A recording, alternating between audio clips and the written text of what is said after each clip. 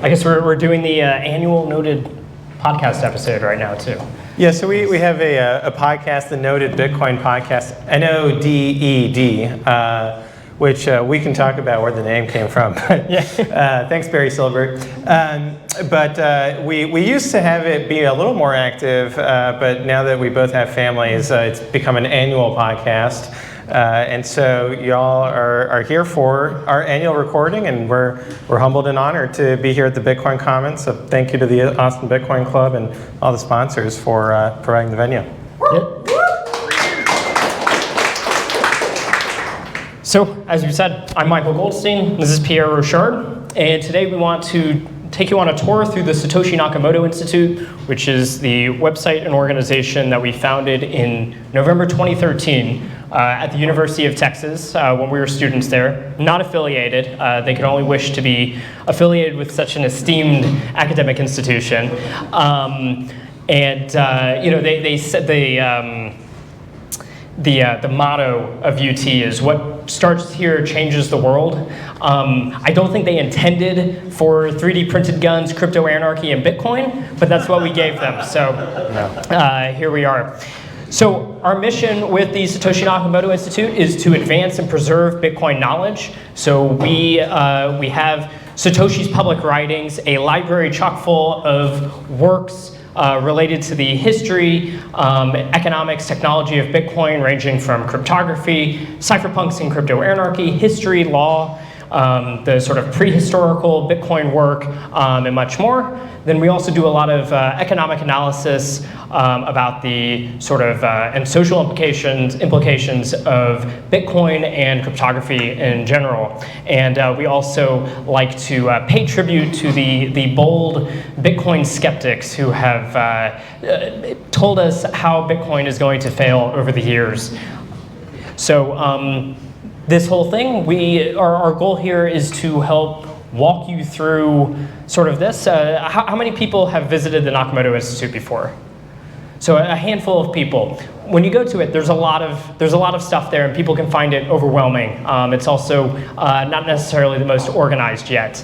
That being said, with this, hopefully we can help you find your bearings, find what specifically you're interested in, and find that sort of entrance to the rabbit hole that you please. Maybe we should provide the URL because it doesn't show up on Google. So. Yes, it's coming back. Okay, it's coming back. Yes, the SEO is fun. So nakamotoinstitute.org is how you can find us. So starting out is just general cryptography. So all of the cryptography, everyone here has probably heard of digital signatures, public key cryptography, public keys, private keys, all of that sort of stuff. That is a relatively new concept in the history of cryptography. The history of cryptography goes back millennia. You have things like the Caesar cipher that Julius Caesar was using. That was a very simple thing. It wasn't until the 1970s that this concept of public key cryptography came out, and suddenly you had the encryption sort of separated from the decryption. So someone can encrypt with a public key that you can freely give out, and you can decrypt with your private key, which only you know. And so this was effectively military-grade cryptography, but some heroic people put it out into the world, and we get to enjoy the fruits of that ever since. So in the history of cryptography, this was introduced by Hellman and Diffie. There's an original key exchange called the Diffie-Hellman key exchange, which was a way to use that public key cryptography to be able to establish a channel of communication on an open network with others. And there was also the RSA algorithm, which many people have probably heard of at some point. You've probably at least seen it around. That was a very early crypto system built off of this technology. And then you get into the works of Ralph Merkle, who is also, he's actually the one on the left here. That's Merkle, Diffie, and Hellman and Diffie. He took these ideas and started to build out a lot of the protocols that kind of laid the foundations for how people started using cryptography. And also interesting things like Merkle trees that we see both in Bitcoin for the transactions in a block, but also things like BitTorrent to help you know that you're downloading everything. Do you have anything to add on that? No, very good. So more on cryptography, if this is your jam. The works of David Chaum especially became very important later to the cypherpunks, and his ideas around building crypto systems, allowing anonymous communication, untraceable anonymous communication, where you can send emails that can go through the internet, but no one delivering it can know, who it's going to and where it's coming from, all of that information in one, so that you can have private communications online, even through an email system. Finding ways to do it heavily secure with various crypto schemes like one-time pads and XOR, and so on and so forth. These ideas of untraceable email, pseudonyms, and mixed networks became very foundational to the cypherpunk kind of vision of the world of what could we do with this thing that has been unleashed upon the world. And with that, we get to the cypherpunks. And the cypherpunks was a group of technologists, mostly in the Bay Area, as far as the physical group went, founded by, pictured here, Timothy C. May, Eric Hughes, and John Gilmore. And it was a group in the Bay Area that was taking note of these advances in cryptography and thinking about what the social implications were. This is not just merely something to send just random messages. This is the basis of a new way of organizing in society online in a highly secure and anonymous manner, which means that you can start to have better property rights online, better freedom online, better privacy online, and be able to start to think about how can we circumvent the various government regulations that exist in the meat space by leveraging the tools that we have in cyberspace. So, with these, the Crypto Anarchist Manifesto in 1988 was Tim May's sort of initial, entry into this idea. It's kind of based on the Communist Manifesto, a very, very short and pithy article that just says, this is here now, take it up. The powers that be might not like it, but that doesn't mean that they can do anything to stop it. And all you have to lose is your barbed wire fence. And then PGP was one of the first email crypto systems. I mean, it's a crypto system in general. It's being used a lot for email encryption. That was written by Philip Zimmermann, and this kickstarted the crypto wars, or was at least heavily involved in what was called the crypto wars in the 90s, where the government started to understand that cryptography being out in the public was a sort of dangerous thing if your goal is extreme surveillance techniques and having full control of people's communications. And so the government wanted to have backdoors and all kinds of rules around what kind of cryptography you could actually use, what kind of software you could be sending different places. So cryptography was actually treated under ITAR as a military export. And Philip Zimmermann was the brave soul who he wrote PGP because he saw a need for privacy, and he actually faced potential jail time, but the cypherpunks did so much work to just show how unstoppable this was that it really deflated the legal arguments. And there was also a lot more to this, and there's some great books you can read about that time period. There's a book, This Machine Kills Secrets, or The Code Book, or Crypto by Stephen Levy, that goes really into detail with that. Crypto Glossary, if I've said a bunch of words and you don't understand anything of what I said, the glossary goes through what are these concepts that we're working with? What are these sort of primitives that we're dealing with that allow us to kind of build these networks? Things that you're using probably every day when you're using Nostr, but it's under the hood and you're not thinking of it. Underneath, a lot of the techniques that are being talked about here is happening. Then you have things like the Cypherpunks Manifesto by Eric Hughes, and that's where a famous line, cypherpunks write code. And the basic idea being that the government does not just hand you freedom, and you also can't just argue for freedom. There's room for different political maneuvering, but ultimately the way that cryptography gets out in the world, the way that it gets deployed and proliferated is by actually writing the tools and spreading them. And so by actually writing the tools, writing the code, and making it real, that's how it can actually spread, more so than specifically getting into arguments. Then there's some great works by Timothy May just kind of going deep into the sort of dreams and nightmares of a crypto-anarchic world where you have this strong cryptography. On the one hand, you have good people able to protect their privacy and their money and stuff like that online. On the other hand, criminals also have access to the same thing, and they're going to want to use the tools in other ways. And he gets all into that. He talks about the ways in which communities will change online, where you suddenly have more controls over who gets to communicate with who.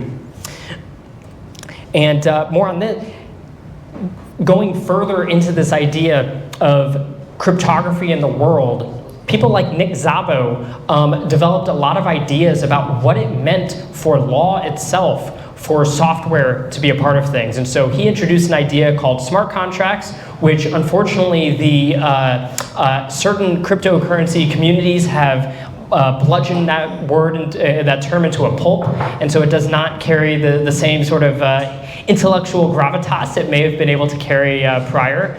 But the actual ideas itself are about when you can take aspects of the world that are legal things that are otherwise costly to enforce, costly to create those relationships with people. If you can use cryptography to help establish those and increase the costs of breaking a contract or lower the cost of execution, you can have a great boon to our ability to leverage these technologies to build a more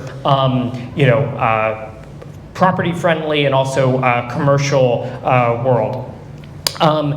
Did you have something? Well, yeah, I was just going to add that people will say that Bitcoin doesn't have smart contracts, but I think it's important along these lines to note that even a very simple one-of-one signature, contract is a smart contract. It wasn't an argument about how complicated the contract is. Rather, it's about that it is self-executing within the system and doesn't require a judge, a jury, and lawyers.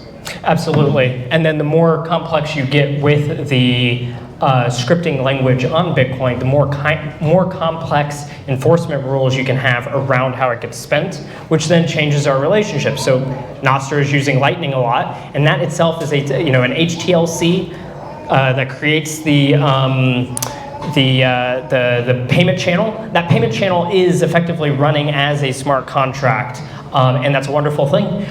So don't let the altcoiners discourage you from thinking about these ideas. And finally, another side of this whole discussion that I wanted to at least highlight was some essays by Julian Assange.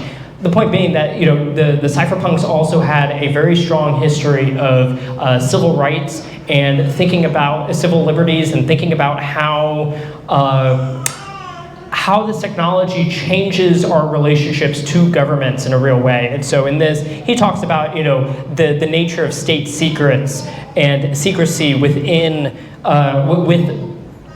with the advent of this technology. Since then, obviously, that has become like Bitcoin, it's become a sort of world-changing idea in many ways. I think there's a lot of our current political world that has been shaped by the proliferation of Julian Assange's ideas, and And of course, also I do think that we should see that man walk free. But in the meantime, you can get to know his work a little bit more.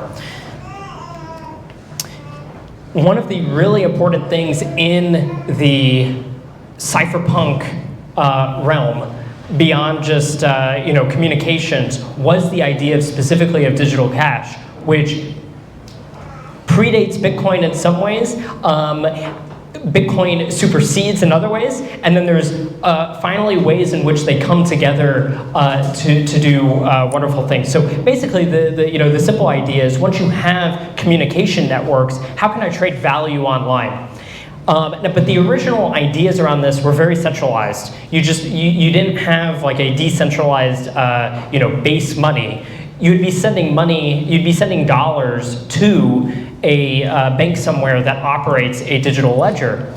But people like David Chaum came up with brilliant ways of how that ledger could be maintained. So many people by now, like eCash has really taken off in the Bitcoin community, and that all descends from these sorts of work. So if you are interested in eCash, whether that's Fediment or Cashew or any of these, some of these first articles are definitely ones that you want to check out.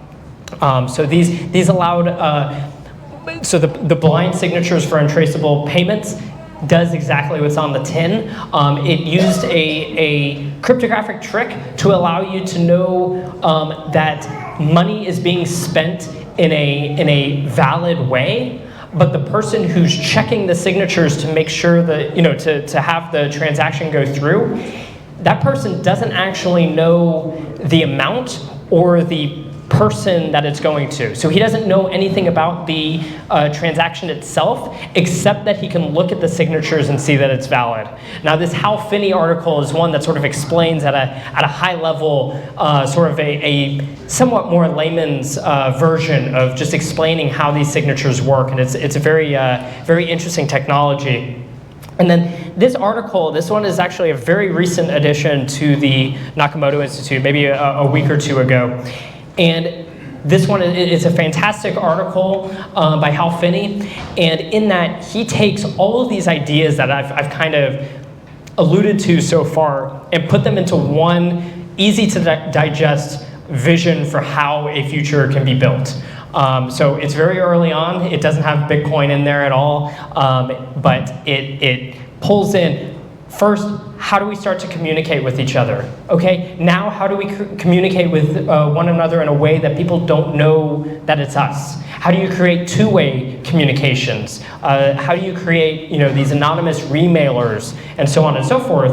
And once you have that, how do you build money that you can send on those networks such that now, once you have those things, you are building the foundations for a true digital economy, and it's one that instead of every credit card payment going into a database somewhere, being fingerprinted and like being associated with you and your being so that they know everything about you, it's now done in a way that's more like physical cash, but online, which opens up, obviously all the new opportunities that we're here in this room excited about.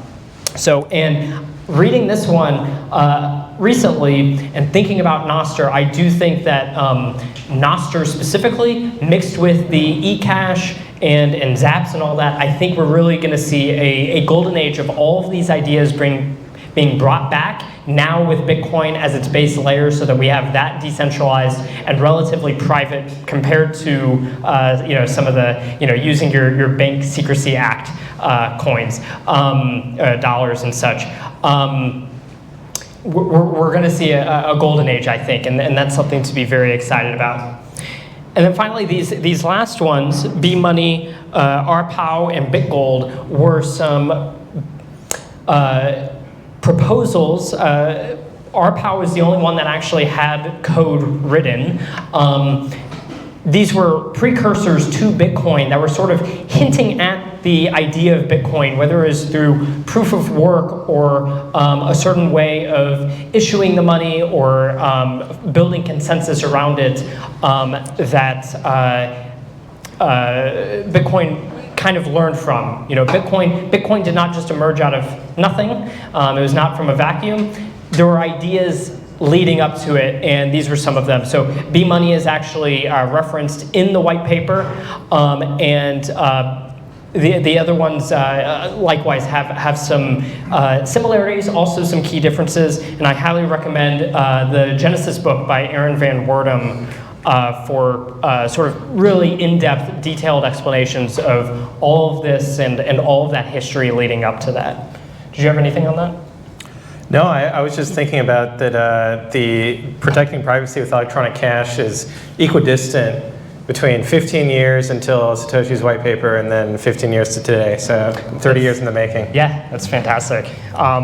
You know, these things take time, but you know, cryptography has made it out, and there's no putting it back, and here we are. So obviously, Bitcoin is the sort of #1 thing, and you can go on our website and read it, just like you can find the white paper on just about any good Bitcoin site. Will have it at the bitcoin.pdf link if you look. But we also have links, and often directly on the website, all of the references. So if you want to go dig into the ideas that Satoshi specifically references as helping him make his protocol, those are all available. Some of these are quite interesting. There's a whole history of timestamping, and time as a concept. You know, there's all the ideas. I guess he actually originally called it the time chain. It came from Satoshi, I believe, right? That's right, yeah. In the code somewhere there was time chain. That's right. It was like in the original code in like a comment somewhere. Before blockchain. Yes. So time plays a very important role in Bitcoin itself. So the idea that there's a whole history in cryptography specifically about how do you timestamp a document in a cryptographic way without, you know, just like a public government notary. So that obviously influenced him a lot. Hashcash is another very important one. That was the mechanism for proof of work mining. Originally made to protect from email spam by Adam Back. And Adam Back is also notably him, and he was one of the first, I guess Hal Finney was the first, but Adam Back was also one of the first cypherpunks to kind of bend the knee to Bitcoin. A lot of old timers were not as, they didn't just like wake up ecstatic about Bitcoin when it came out. I think Hal Finney notably was probably the only one who came right out the gate, super excited about the potential. My guess is for a lot of people, they'd seen so many attempts at digital cash, so much talk about it. It's like, until you have something to really show me, you know, I don't really believe it till I see it. And then I do think that there's a difficulty with a lot of cryptography people. They want a perfect system, and Bitcoin is sort of this imperfect system that operates on economic incentive and not just pure mathematics. And that can be difficult for certain types of people who want those perfect systems. Yeah, when Satoshi sent the white paper to the cryptography mailing list, it wasn't long before the moderators of the mailing list said, no more Bitcoin talk, okay? Take it elsewhere because we've had too much. So I think that from a very early day, there were critics of Bitcoin, skeptics, and they quickly tired of it. But I do want to touch on what's in the white paper and also what's not in the white paper. So it's important to look at the white paper and to realize that it's not a specification of exactly how the Bitcoin system is going to work in every detail. You know, he doesn't talk about 21 million Bitcoin in there, for example. And it's also, it's not necessarily a vision statement of, oh, here's what I think Bitcoin is going to evolve into over the long term. Rather, he's describing a solution, one solution, one rock, one stone that, you know, knocks out two birds. And the stone is proof of work plus a difficulty adjustment. And the two birds are, one, ordering the sets of transactions in time so that you're not spending the same Bitcoin twice. That solves the double spending problem. And the other bird, which is the big bird, I think, economically at least, is how do you issue the asset onto the ledger? How do you actually get the coins into circulation? And so, for both of those, it was through that Bitcoin mining mechanism. And so really, when we read the Bitcoin white paper, it's almost like a description of what is the unique insight of the Bitcoin system from a computer science perspective that solves a lot of the problems that were hampering the predecessors of Bitcoin that Michael was describing. Yeah, and we've also, obviously learned a lot since then, and I would say that, good Bitcoin developers today probably know more about Bitcoin than Satoshi did. There's also things in the white paper like something called SPV, Simplified Payment Verification, that Satoshi thought would be more widespread than I think that it actually has become for the purposes of actually ensuring that you're not getting double spent and so on and so forth. Yeah, and if let's attack Satoshi here, right? So since we're doing Satoshi Nakamoto, I mean, we can't worship the guy who's not infallible. Something that he got wrong right out the gate was longest chain versus most work chain. So already there was a bug in the system that was critical to the functioning of the system, and that was fixed afterwards. In case you don't know what that is, longest chain would mean literally there's been 5 blocks. Most difficult chain means how difficult was the proof of work in each of those combined. So when you hash a block, the difficulty is how many zeros are at the beginning of a 256-bit number. And that's like flipping coins. You can think of each bit as flipping another coin. How do you get 20 heads in a row? That's the difficulty of getting this block. So the longest chain would just be 5, but if you had a chain of 3 versus the 5, but it had way more zeros effectively at the front of those blocks, there would be sort of a heavier weight than the longest chain, and that's actually a better mechanism for finding that consensus on the proof of work than simply the longest. So he was not infallible, but we respect him, and his work is always worth looking into. You were saying there were critics. A lot of the initial criticisms were also ones that we can find today, including the very first email to him, to Satoshi in a reply was that this would never scale. So that was right out the gate, and then there was also people complaining about the energy usage, and specifically how much CO2 would this thing produce, which thankfully Pierre himself has debunked completely through his investigative research. So another side to this that actually brought the two of us into Bitcoin in the first place, while I did study computer science, it was economics that brought me into Bitcoin, and this was specifically from studying the Austrian School of Economics. The cypherpunks were also heavily influenced, especially by Friedrich Hayek, although we tend to be more from specifically a Misesian camp, which maybe if you read some of these books, you'll have a little bit more of an understanding of what that might even mean. But the Austrian School of Economics is a economic tradition that focuses on the logic of human action as sort of the fundamentals of how we think about economics, rather than trying to run human experiments, which can't be done. And it also, by virtue of what we can learn from the logic of human action, it lends itself to a much more laissez-faire, free market view of how an economy should function and how an economy grows prosperous. So that's what brought us in, and these are just a handful of different books kind of charting some of the history through these ideas. So Karl Menger was the father of Austrian economics, and he was the first to kind of give a basic sort of Austrian theory of money, and he showed on the origins of money how a money can develop on the free market. So instead of most people, they're used to having their dead presidents, and they look at that as like the money comes from the government. But Carl Menger said, no, that's not the case. The money can come from the market too. And in fact, it does better that way because that actually addresses the people's needs. The market is sort of better at finding the good that is best used as money than the state would be able to impose, especially when you then consider what the state can do with the money that it's issuing. Then you have Ludwig von Mises, who was probably the greatest economist of the 20th century, if not one of the greatest thinkers of the 20th century.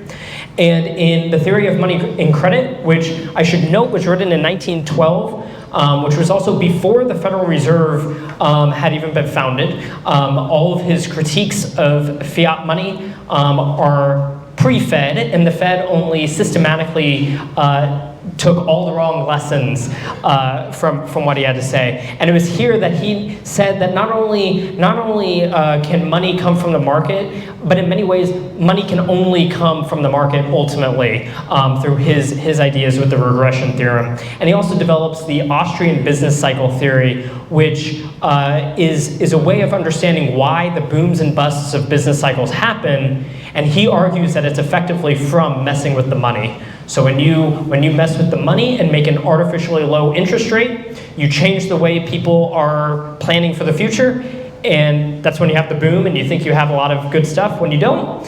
And then when you finally run out of resources and you realize that you did not have what you think, that's when the bust happens. And the way that we avoid that is by avoiding the boom, not trying to fix the bust. And so he gave us a full fleshed out theory of Austrian theory of money.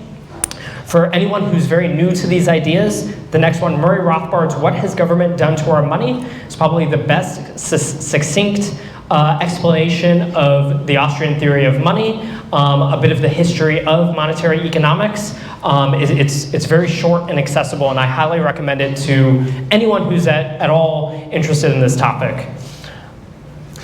Yeah, I guess I want to add here, we talked about why some of the cryptocurrencies before Bitcoin didn't work out. They were too centralized. And here, it's worth noting, why did these ideas not succeed? If they were the truth, if they were correct, why were they not influential? And there's a bit of a paradox where because the government controls the money, then they can go pay academics to say things that they want them to say. And so there's really also a problem of collective action where we, the people, are getting diluted out of our money a little bit, each individually. And then there's a few individuals who are collecting all that money and enriching themselves personally tremendously.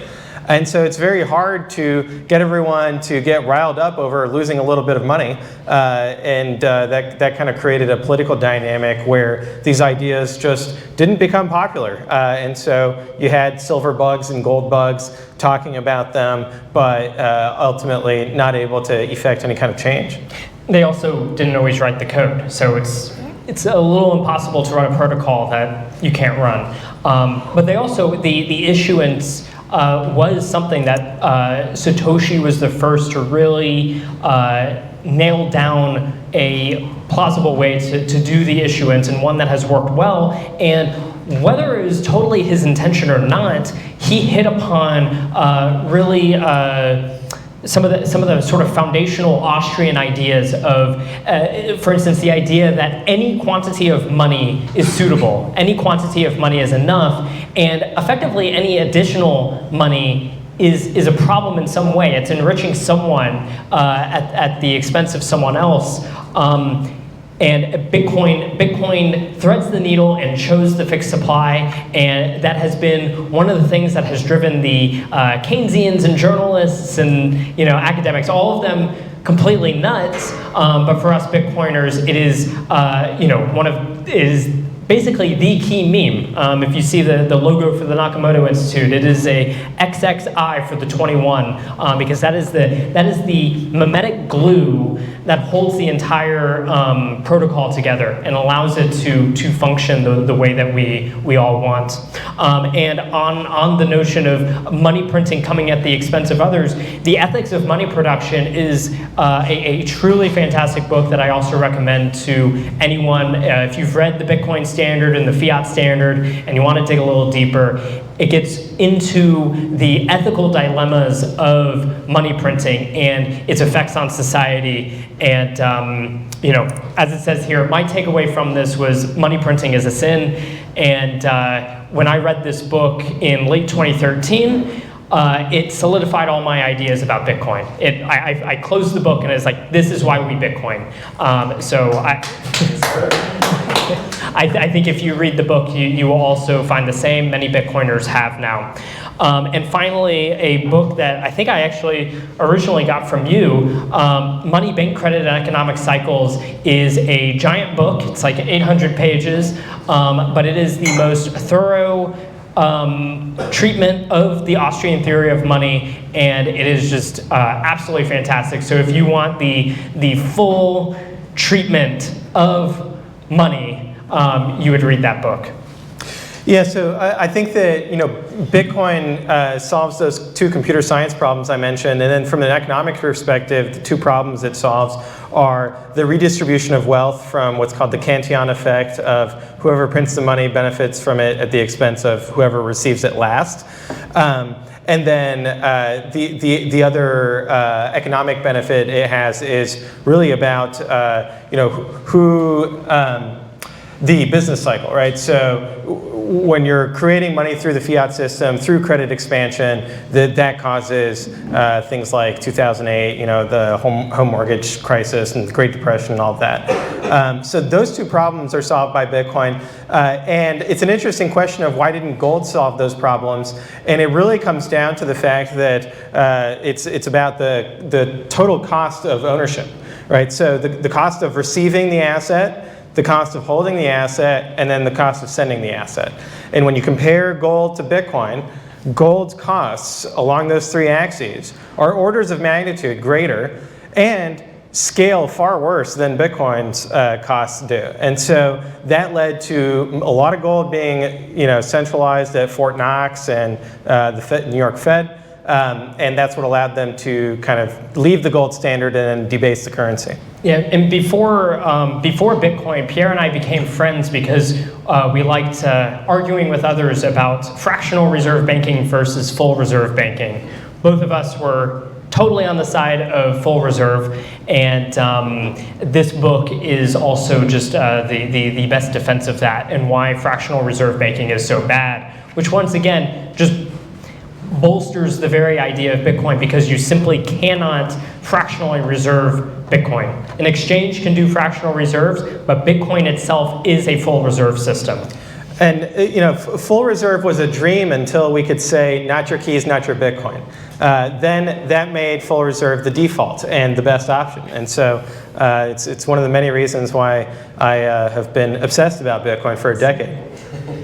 So, but that preceded Bitcoin for us, and so when we found Bitcoin, it fit right into our entire worldview. The other thing I want to add is that compared to gold and silver, when it got through to my head that it's only going to be up to 21 million Bitcoin, that is a strictly superior monetary policy than even gold with full reserve, because gold is. They're going to bring in a gold asteroid.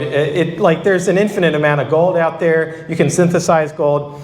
Gold's an S-coin. So when I realized that, this is way better than gold, and that would play into the game theory of people wanting to accumulate it, people wanting to save it and hold it, which is one of the most important functions of money, it became a no-brainer to me that Bitcoin was going to have far greater adoption than gold could ever hope for.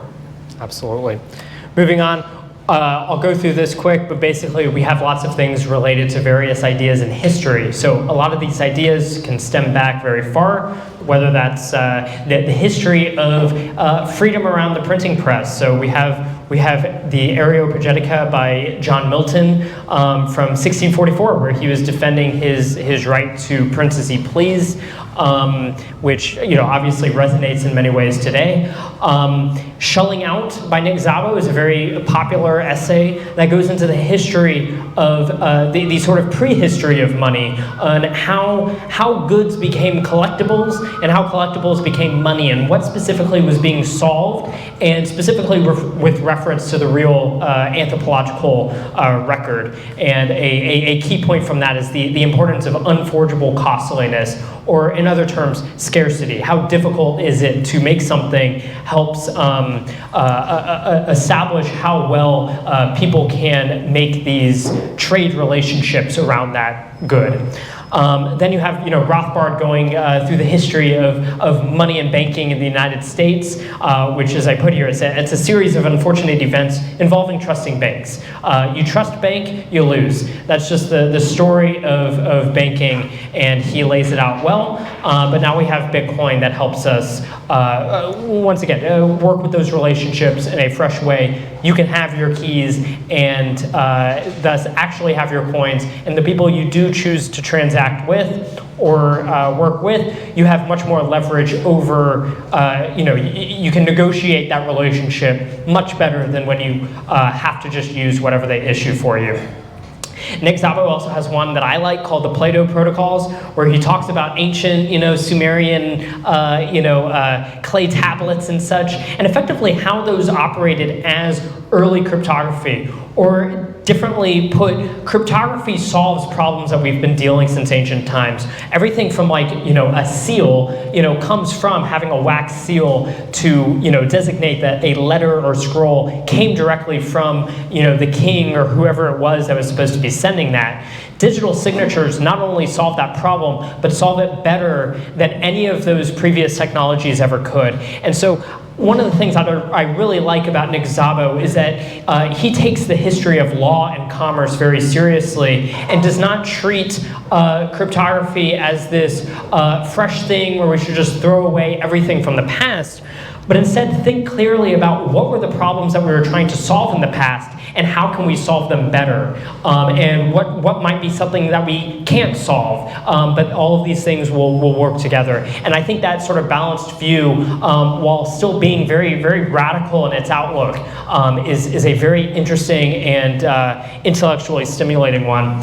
And there's also stuff, like by David Friedman about the history of non-state law. I was just discussing this with someone before this that thought that I was not a very good anarchist because I happen to like the idea of law. But this shows how a stateless society throughout history and people, without having to resort to a state, have found ways to create legal relationships that help improve their ability to cooperate and work together. So his work is always very interesting from that perspective. Another major component to all of this is just free software in general, and open source, having actual control of your computer. So a few things: the Declaration of Independence of Cyberspace was written by John Perry Barlow, who's with the Grateful Dead, also co-founder of the Electronic Frontier Foundation with cypherpunk John Gilmore, and it was his vision of what a world in cyberspace would look like now that we have access to these tools and to free software. Then there's the man himself when it comes to free software, Richard Stallman, who writes The Right to Read as a look at the opposite. When you do not have access, source code access, to actually be able to read the things in your computer, control your computer, you're living as a serf to someone else's tech kingdom. And you should think very carefully about what the ramifications are, and from that, think carefully about what ways you can adopt software that retains your ability to have that control to access and use the information you have the way that you please.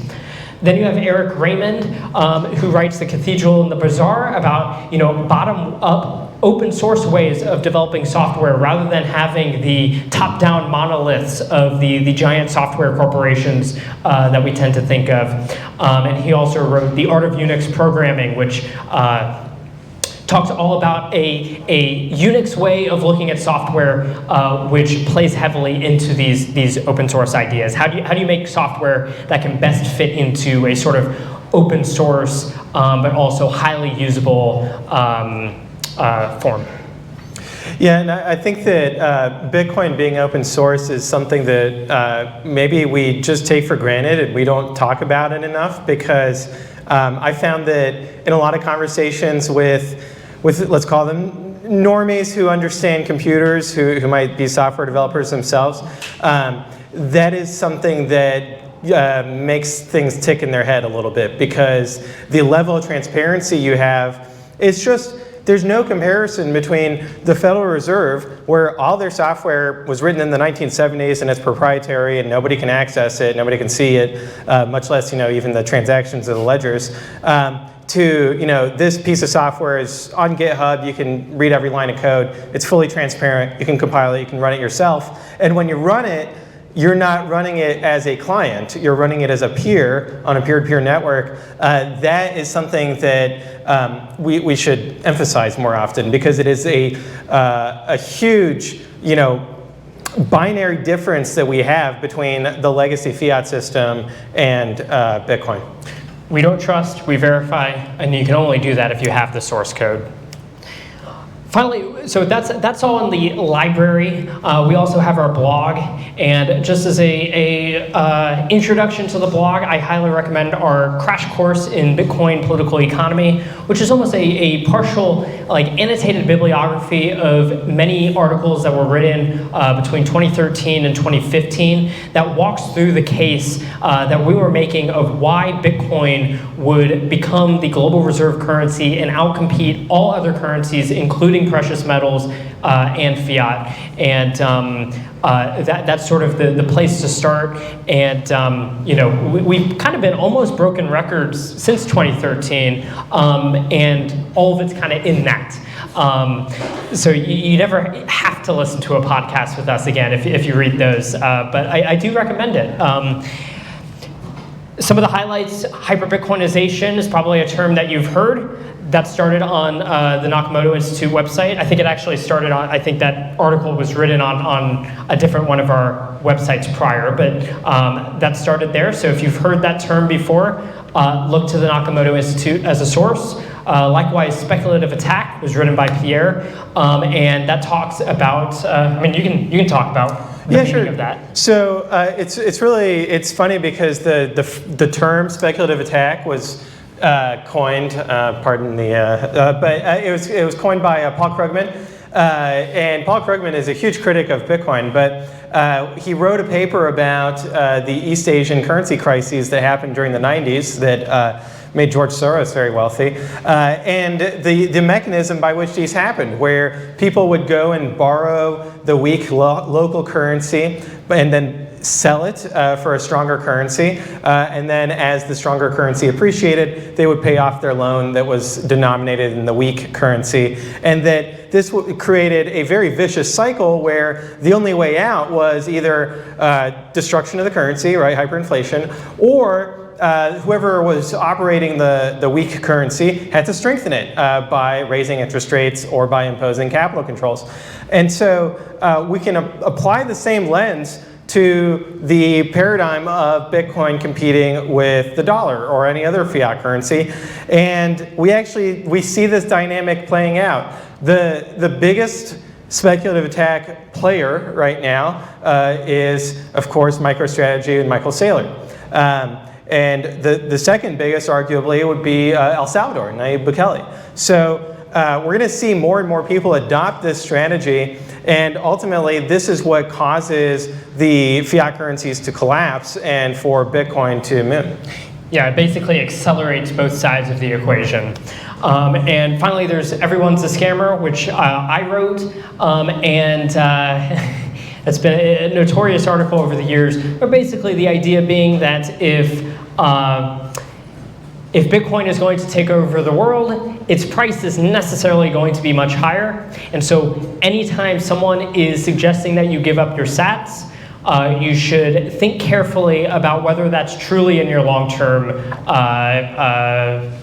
advantage, and most of the time you'll probably find that it's not, and it's best to just by default, view everyone as a scammer trying to take your sats, and go back from there if someone has something truly good to offer. Yeah, like beef tallow, for example. That's not a scam. Beef tallow is a very good investment. And everyone means everyone. So I wanted to also mention a few hidden gems, things that don't get as much play, but I think are great stuff. The first one, Economics of Bitcoin by Peter Serta. Everything that we talk about, we just copied from Peter, ultimately. And so we're scammers. Yeah. Just intellectual launderers over here.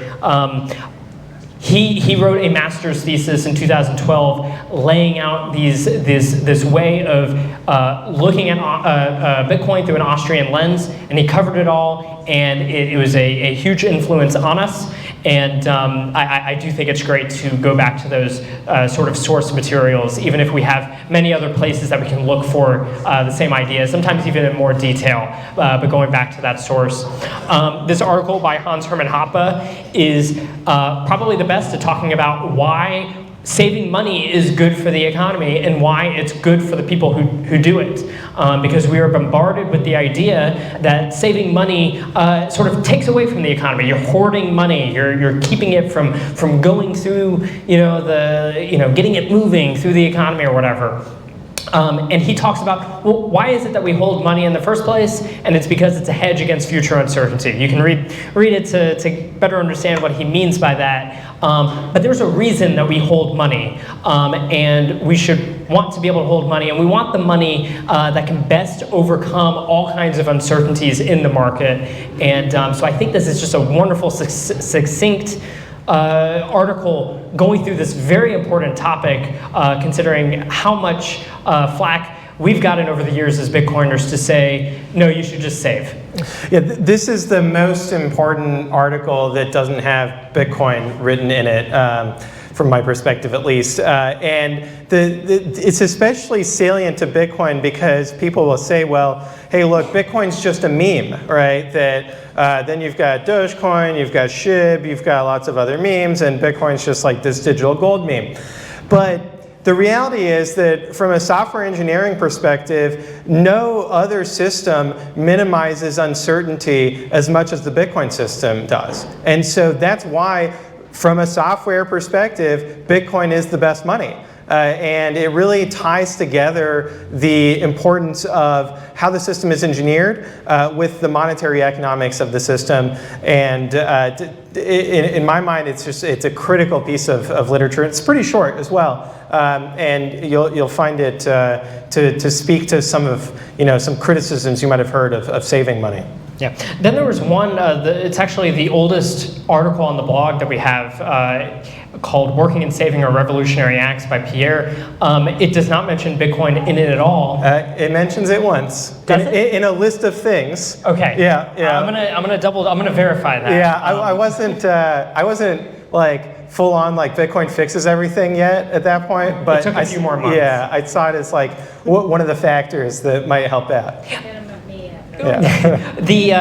In it though, it's basically like the economic version of Cypherpunks write code, which is capitalists accumulate capital. The way that we actually solve these problems in the world, you need the capital to be able to do that. If you want an alternative to the state for some particular function in society, you need the tools and the capital to actually be able to deploy some kind of method of providing that service. And so when you're simply, in more modern Bitcoiner terms, when you're staying humble and stacking sats, you are preparing yourself for the ability to actually deploy these types of capital-intensive services that couldn't previously be done. And so we shouldn't overlook being humble and just working and saving and what that can do for society, both on an individual level and at the aggregate when a whole economy is partaking in this process. And last, there's the correct strategy of Bitcoin entrepreneurship, which introduces the idea of speculative philanthropy, which basically says you can make businesses out there, but it's very difficult to make businesses that are profitable in Bitcoin.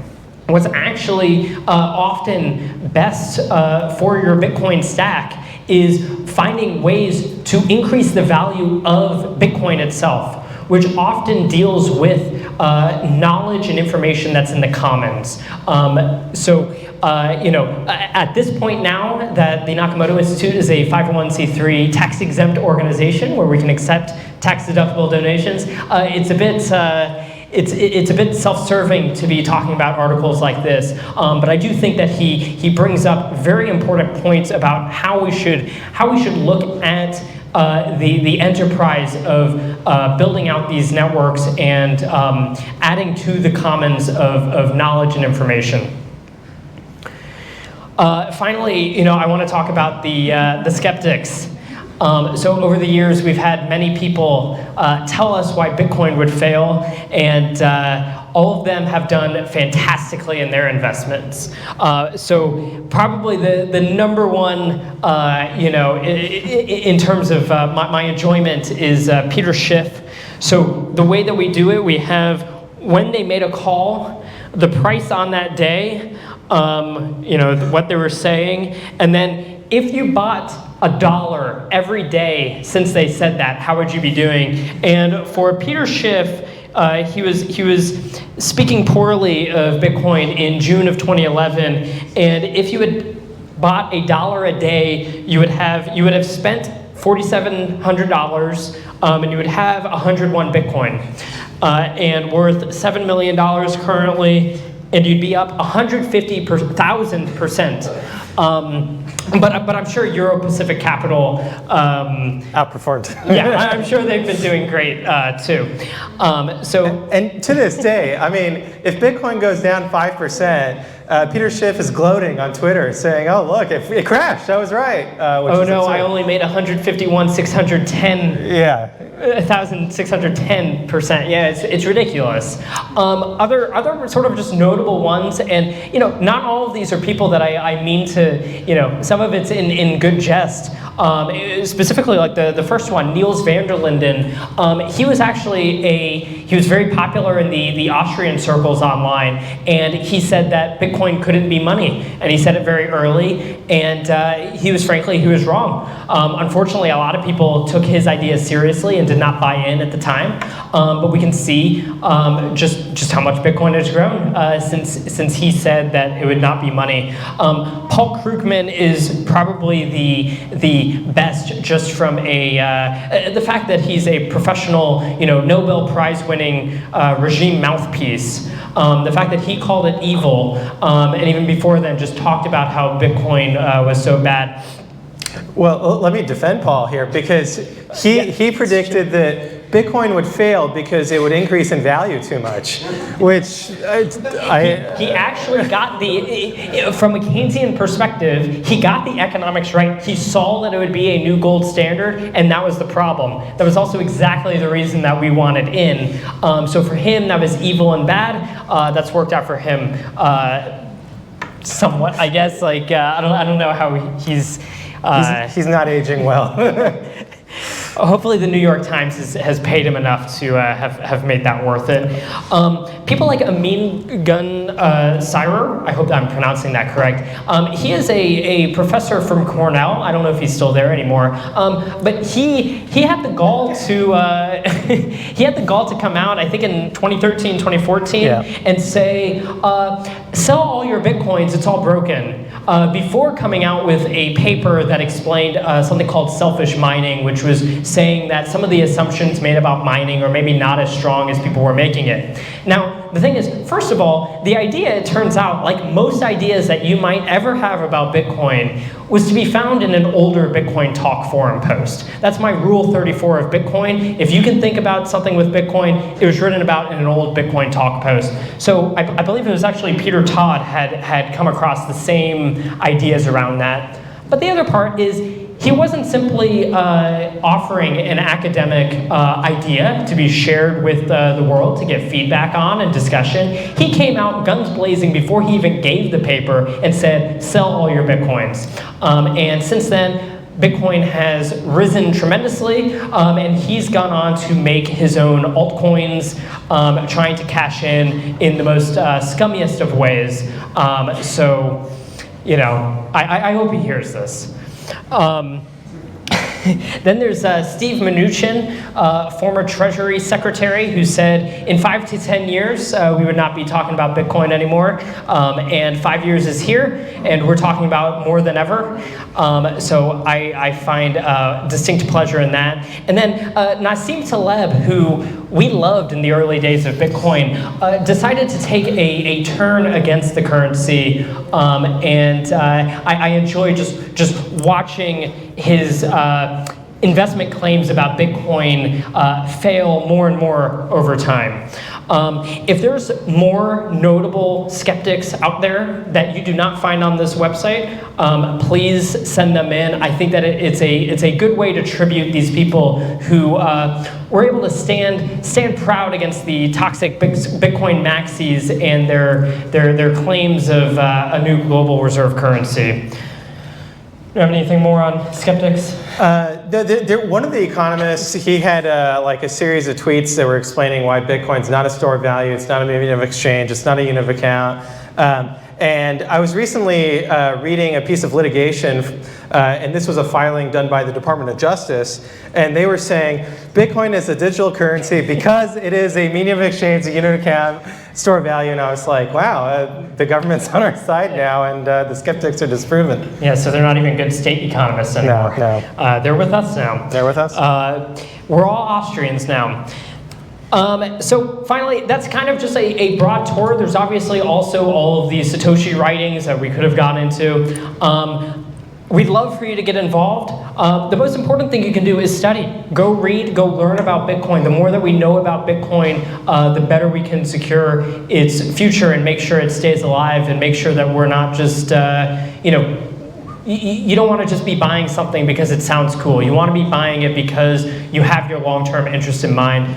I think of the Nakamoto Institute as a way of bringing these ideas together and helping pass them on to future generations. There will always be new Bitcoiners, whether it's pre-coiners today or it's our children and our children's children. Every new generation is a new set of Bitcoiners that have to relearn all of these ideas and understand why 21 million matters, why you should run your own node, why you should hold your own keys, why you should value privacy, et cetera, et cetera, et cetera. And my goal is to help pass these on, and I think about it as generational knowledge for generational wealth here at the Nakamoto Institute. If you are a coder, all of our website is open source, and we would gladly accept any help building that out. We are trying to expand our content into as many languages as possible. So if you know other languages, you know, please get involved with our translation community. And finally, if you so please, you know, we are a nonprofit, and it operates off the donations of others. So if you get value from this, and you too share in our vision of using the Nakamoto Institute to pass this knowledge down through the generations, you know, your donations would be, you know, we'd be very grateful for them. Yeah, and you know, last thing I want to say is that the way I describe the Satoshi Nakamoto Institute is it's the easy way to learn about Bitcoin. The hard way is to destroy your wealth by investing in NFTs, you know, Genercoin and other such traps. And so this is really a curriculum for not just the past OG Bitcoiners, but look, the system is not going to change. The arguments are not going to change. They were the same when Satoshi sent out the white paper in 2009 as they are today, as they will be in 50 years. And so it really is perennial content that is tremendously valuable, and that you know, I look forward to seeing Michael grow it. Yeah, in fact, everything that I put on there, my goal is that the content on there is not content that is like, oh, this is just cool for today, you know, some news event. The idea is what information is going to still be valuable for Bitcoiners 10 years down the line and beyond. And I do think that we've done a good job so far. You can go on our blog. Most of the website was very dormant for a while until I was finally able to you know, quit a fiat job and go all in on this. despite being dormant, it was always there, and all of those articles, I think, hold up. And you'll find many of them, like I said, written 2013 to 2015. We still say the same things, and so you can go learn that today, send others to it, and help spread that knowledge. And the more people understand it, the more it pumps our backs, too, so that's always fun.